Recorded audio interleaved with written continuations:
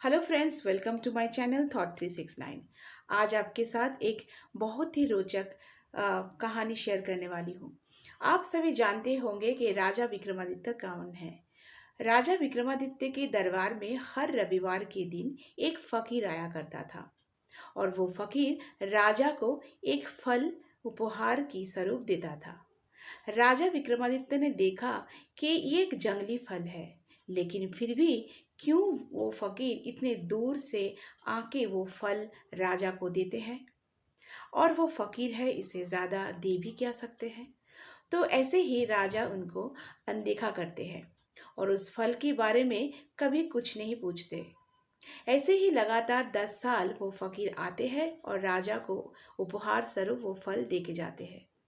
10 सालों में एक दिन ऐसा हुआ कि राजा को वो फकीर ने फल दिया और राजा हंसते हुए वो फल एक कुत्ते के सामने डाल दी। और वो कुत्ता जब वो फल को खाने लगा, खाने की कोशिश कर रहा, तभी वो फल के अंदर से एक हीरा निकलते हैं। जैसे ही राजा ने उस हीरा को देखा, उनके सर घूम गए कि वो हीरा कोई सामान्य हीरा नहीं थे, वो एक विशेष हीरा था। तो बिना कुछ पूछे वजीर को पूछा कि वो फल कहाँ है, 10 सालों में वो इतने सारे फल दिए। तो उन्होंने कहा कि एक कमरे के अंदर है, लेकिन वो सारे के सारे सड़ गए, दुर्गंध आ चुके हैं, वो खराब हो गए। लेकिन राजा विक्रमादित्य वहां जाते हैं और अधिकांश वो फल में वो हीरा उन्हें मिलता है। तो राजा आया, फकीर से पूछा कि ऐसा उन्होंने क्यों किया, कभी उल्लेख नहीं, कभी इसके जिक्र नहीं किए। तो फकीर हंसते हुए कहा, आप वीर विक्रमादित्य हैं, बहुत जनप्रियता आपकी है, आपको सभी मानते हैं, लेकिन आप एक मनुष्य हैं। और ऐसे ही हर मनुष्य के जीवन में कुछ ना कुछ भेंट भगवान परमात्मा ब्रह्मांड हमें देते रहते हैं।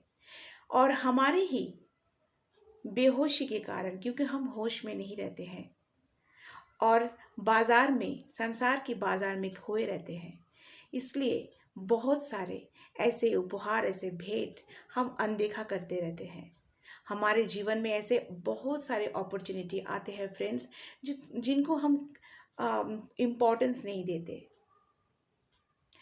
इसलिए इस स्टोरी में से हम ये सीखते हैं कि हमें होश में जीना है, ताकि हमारे दिन में, हमारे जीवन में भी ऐसा समय ज़रूर आया होगा और आता है और आएंगे भी, लेकिन हम गवा देंगे अगर हम होश में नहीं रहते हैं तो।